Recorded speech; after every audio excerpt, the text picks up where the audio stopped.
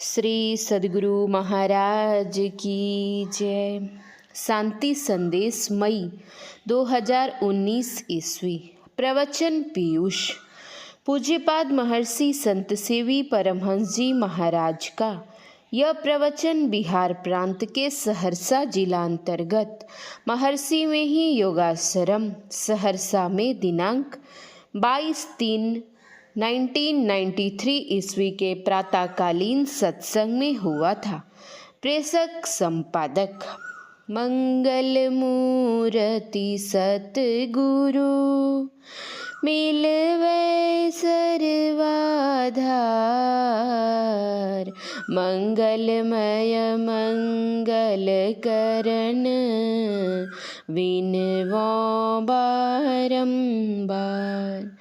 धन्य धन्य सद्गुरु सुखद महिमा कही न जाय। जो कछु कहूँ तुम्हारी कृपा, मोते कछु न बसाय। संवेद समादरणीय सज्जन वृंद, माताओं एवं बहनों, एक लड़की का विवाह हुआ। वह ससुराल गई। अड़ोस पड़ोस के लोग उसको देखने आए। क्रम क्रम से लोग देखकर लौटते थे। थोड़ी दूरी पर एक बूढ़े बाबा बैठे थे। नववधू को देखकर जो लौटते, बूढ़े बाबा उनसे पूछते, कहो कैसी वधू आई है, देखने में कैसी है। छोटी बच्ची देखकर लौटती, वह कहती कि मेरी ही जैसी है। किशोरी देखकर लौटती तो उससे पूछने पर वह कहती मेरी ही जैसी है। युवती देखकर लौटती तो वह कहती मेरी जैसी है। कोई बूढ़ी देखकर लौटती तो उससे पूछने पर वह कहती कि मुझको न देखा, उसको देखा। सबकी बातों को सुनकर बूढ़े बाबा हैरान हो गए। वे सोचने लगे नववधू आई है, वह बच्ची होगी, युवती होगी, वह बूढ़ी होगी, लेकिन बात क्या है कि जिससे पूछता हूँ वह अपनी जैसी बताती है। बूढ़े बाबा स्वयं देखने गए। उन्होंने देखा वास्तव में नववधू अतीव सुंदरी है।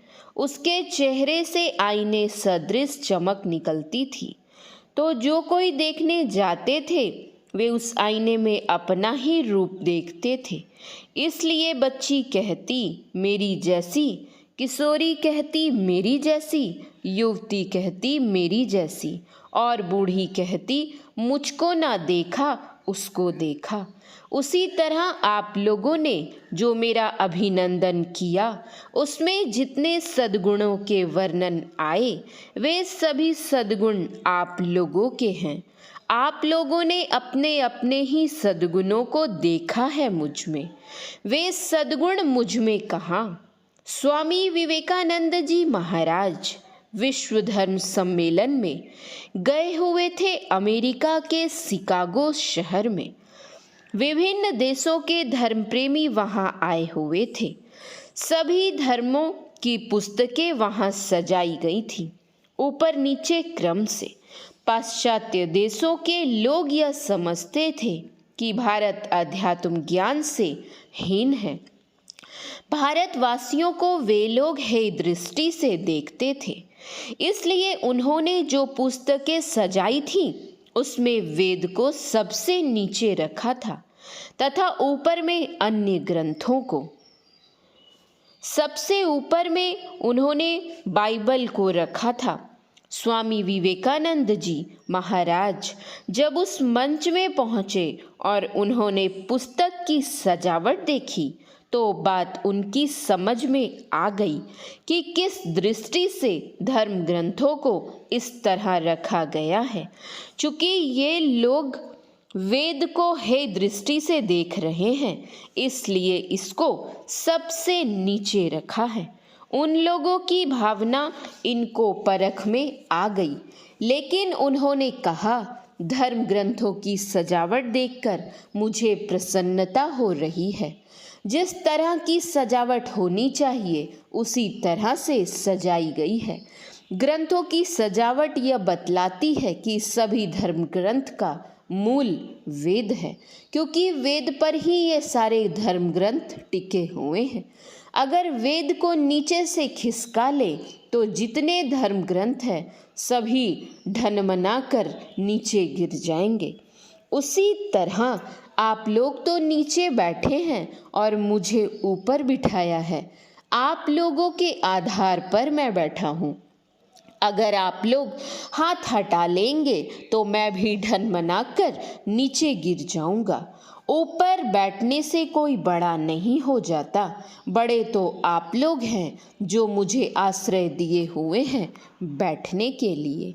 यह संत मत का सत्संग है। इस संत मत के द्वारा ईश्वर भक्ति का प्रचार होता है। वह ईश्वर है क्या? इंद्रियातीत।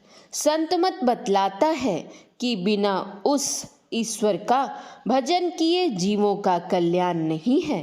प्राणियों का कल्याण ईश्वर भजन में है। ईश्वर की प्राप्ति अपने अंदर होगी। जैसे आईने के माध्यम से हम अपने चेहरे को देखते हैं, उसी प्रकार अंतर ज्योति का सहारा लेकर परमात्मा को देखा जाता है। इसलिए संत मत को ईश्वर भक्ति में दिव्य ज्योति और दिव्य नाद को प्राप्त करने का आग्रह है, जिनके माध्यम से परम प्रभु की प्राप्ति होती है। मतलब यह कि परमात्मा का अस्तित्व है। वे परम प्रभु परमात्मा थे और रहेंगे। वे होते नहीं हैं, रहते ही हैं। जो होता है वह बिगड़ता है, लेकिन परम प्रभु परमात्मा सतत रहते ही हैं। उनका साक्षात्कार अपने अंदर में होगा। इसके लिए अंतः साधना की आवश्यकता है। वह अंतः साधना मानस जप है, मानस ध्यान है, दृष्टि साधन है और नादानुसंधान है। इन 4 साधनाओं के द्वारा हम प्रभु परमात्मा को प्राप्त कर सकते हैं, किंतु इसके बतलाने वाले सुयोग्य गुरु की आवश्यकता है, जो क्रियावान एवं शुद्धाचारणी हो। बिना क्रियावान शुद्धाचरणी गुरु के उस प्रभु को हम नहीं प्राप्त कर सकते हैं। संत मत में गुरु का सर्वोपरि स्थान है। हम सदग्रंथों का अध्ययन, मनन एवं अवलोकन करते हैं तो इसी निष्कर्ष पर पहुँचते हैं। खास देवघर में देवघर जिला संत मत सत्संग का वार्षिक अधिवेशन था। पटना के एक अच्छे विद्वान आए हुए थे उसका उद्घाटन करने के लिए। उनको हनुमान जी में बड़ी आस्था थी। अपने उद्घाटन भाषण में उन्होंने हनुमान जी की बड़ी महिमा गाई और कहा कि हम नित्य प्रति हनुमान चालीसा पढ़ते हैं। आप लोग भी जो पढ़ना चाहे तो हाथ उठाएं। मैं हनुमान चालीसा की एक एक प्रति दूंगा। कुछ प्रतियां वे अपने साथ ले गए थे। कुछ लोगों का प्रवचन हुआ। अंत में मेरी बारी आई। मैंने कहा, लोग इस बात को अच्छी तरह जानते हैं कि गोस्वामी तुलसीदास जी भगवान श्री राम के अनन्य भक्त थे। उन्होंने हनुमान जी के अतिरिक्त अन्य देवों की भी स्तुतियां की हैं। जिस तरह कोई एक साध्वी महिला जिस परिवार में रहती है उसके सभी सदस्यों का यथोचित आदर सत्कार, सेवा, सम्मान आदि वह करती है, किंतु उसका एक निष्ठ सूत्र अपने पति से लगा रहता है, उसी तरह गोस्वामी जी मर्यादा सबको देते हैं लेकिन अपना एक इष्ट बनाए हुए रहते हैं।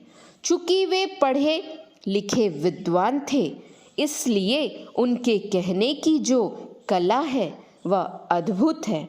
वे हनुमान चालीसा आरंभ कहाँ से करते हैं?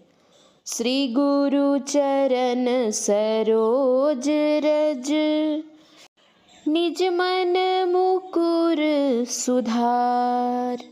सर्वोपरि स्थान किनको देते हैं? गुरुदेव को। दूसरी पंक्ति में वे लिखते हैं, बरनो रघुवर विमल जसु जो दाय चार। श्री सद्गुरु महाराज की जय। श्री सद्गुरु महाराज की जय। महर्षि संत सेवी परमहंस जी महाराज के प्रवचन का अंश पढ़ा गया है। श्री सद्गुरु महाराज की जय। श्री सद्गुरु महाराज की जय। श्री सद्गुरु महाराज की जय।